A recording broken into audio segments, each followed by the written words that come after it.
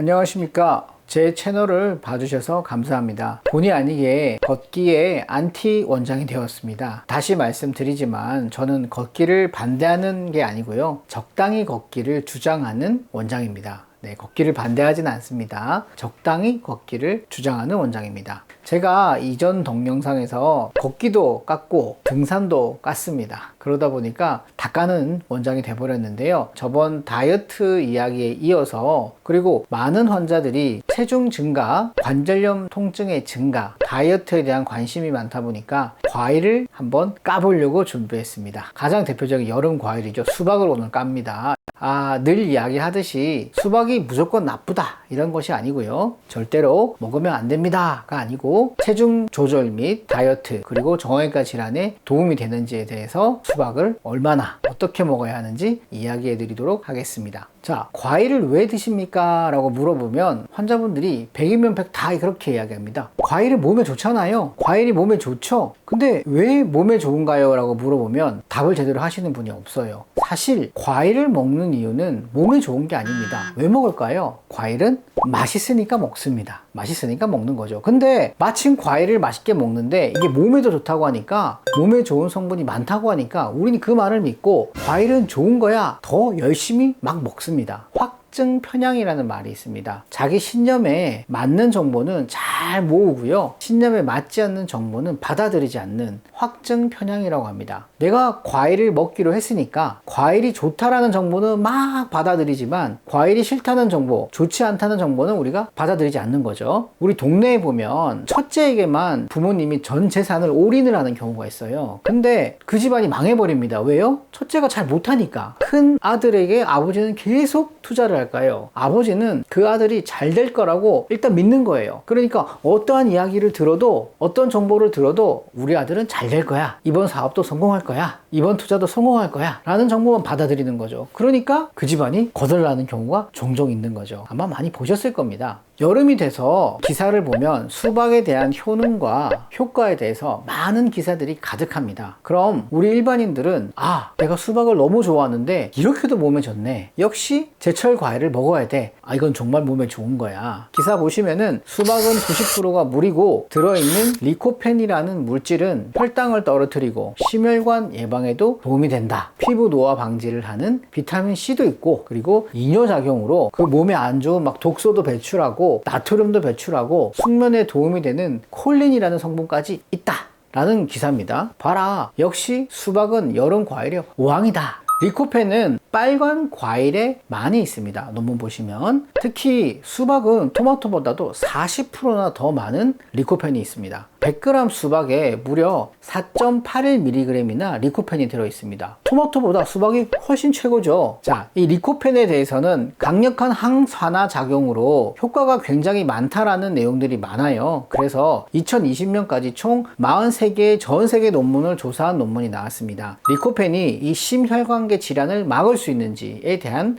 결과를 한번 본 건데요. 일관적으로 감소시킨다는 결과를 아직 보여주지는 못했어요. 앞으로도 보여줄 수는 있겠지만 효과가 있는 몇 개의 연구에서는 이 리코펜을 15mg 이상 사용했을 때 그나마 효과가 있다라고 이야기를 했습니다. 수박의 경우에는 약 300g 정도의 수박을 매일 먹으면 연구와 비슷한 효과가 나타난다고 추정해 볼 수 있겠죠. 수박에는 다른 영양소도 들어있는데요. 제일 걱정되는 영양소는 당입니다. 당이 6.2%, 식이섬유는 겨우 0.4%, 아까 말씀드렸던 리코펜은 0.0004%, 비타민C도 많다고 이야기가 나왔죠. 비타민C는 0.0081%만 존재합니다. 즉 1일 권장 비타민C 섭취량을 수박으로 채우려고 하면 여성의 경우는 900g, 약 270kcal가 되고요. 54g의 설탕을 먹는 겁니다. 남성의 경우는 약 1100g의 수박을 먹는 경우에 1일 권장 비타민C를 먹는 건데요. 이건 열량으로 보면 330칼로리, 66g의 설탕을 먹는 것을 말합니다. 세계보건기구에서는 설탕의 하루 적정량을 50g이란 것으로 제한을 하고 있는데요. 하루 섭취량이 이 비타민C를 먹기 위한 수박 섭취량으로 다 채워지는 결과가 나오는 거죠. 50g이 전부가 아니고 각종 질환을 막기 위해서 오래오래 건강하게 살기 위해서는 50g의 절반인 25g을 섭취하는 것을 추천하고 있습니다. 비타민C가 좋아, 비타민C가 많아 하고 수박을 먹는 것보다는 비타민C보다는 수박에 있는 당을 더 훨씬 많이 먹게 되는 거죠. 따라서 과일을 섭취하는 데는 요령 있게 섭취하는 것이 중요하고요. 우리 몸에 필요한 정말 중요한 필수 영양소는 과일로 섭취하는 것이 아니고 필요하다면 적절한 영양제를 드시는 것을 추천드립니다. 오메가3라든지 루테인 지아잔틴 같은 눈에 필요한 영양제라든지 종합 비타민제 또는 비타민C가 필요하다 그러면 비타민C 용량이 충분히 들어있는 영양제를 선택하는 것이 과일을 통해 섭취하는 것보다 오히려 더 안전하다고 볼 수 있겠습니다. 똑똑하게 영양제를 선택하시면 과일을 통해서 음식을 통해서 섭취하는 것보다 더 안전하고 효과적으로 섭취할 수 있겠습니다. 게다가 수박은 수분이 많기 때문에 우리가 생각보다 훨씬 많이 먹는 경우가 많습니다. 배가 빨리 부르지 않으니까요. 두 번째로 GI 지수는 포도당을 대비했을 때 당에 흡수되는 속도를 계산한 것인데요. GI 지수가 높을수록 흡수 속도가 굉장히 빨라서 당으로 빨리 바뀐다는 뜻입니다. 수박이 72 정도 되는데요. 알려진 과일 중에서 상당히 높은 편입니다. 유명한 다이어트 과일인 토마토가 GI 인덱스가 30대 정도로 굉장히 낮습니다. 따라서 같은 양의 토마토와 수박을 먹었을 때 당으로 바뀌는 혈당 상승의 속도가 토마토가 훨씬 느린 거죠. 혈당이 빨리 올라가게 되면 어떤 문제가 생기냐면 혈당이 빨리 올라가게 되면 그 포도당 중에 일부는 에너지로 쓰지 않고 지방으로 전환됩니다. 쉽게 살이 찌는 거죠. 그래서 포도당으로 빨리 전환되는 수박을 먹게 되면 살이 금방 찌게 되는 겁니다. 과일에 필요한 성분은 언론에 알려진 것보다 그 함유량이 많지 않습니다. 그 필요한 성분이 너무 작기 때문에 그 성분을 채우기 위해서 과일을 너무 많이 먹게 되면 우리가 생각하는 것보다 당을 너무 많이 먹게 된다는 거죠. 항산화 물질인 비타민C도 항산화 물질인 리코펜도 지속적으로 섭취를 해서 항산화 작용을 해야 되기 때문에 이것을 과일로 섭취한다는 것은 지속적으로 설탕을 먹는다는 뜻이 되고 이 설탕의 일부는 지방으로 전환이 되는 거죠. 대부분의 과일이 지방으로 전환되는 효과를 얻게 되는 겁니다. 그렇다면 어떻게 먹는 것이 과일을 안전하게 먹는 방법일까요? 식후 2시간 내지 3시간 있다가 드시는 게 좋습니다. 밥을 먹고 혈당이 오르고 난 다음에 다시 과일을 먹는 게 좋은 거지 바로 먹게 되면 과일로 인한 당이 너무 많이 오르게 되는 거고요. 혹시나 밥을 먹고 나서 과일을 먹으실 생각이 있다면 밥의 양을 줄이는 것이 좋습니다. 밥으로 먹는 당 플러스 과일로 먹는 당이 합쳐지기 때문에 혈당의 피크가 올라가면서 그 어마무시한 피크뿐만 아니라 남는 당이 다 지방으로 바뀌게 되기 때문입니다. 과일을 섭취할 때는 즙으로 만들어서 갈아서 드시지 마시길 권장드립니다.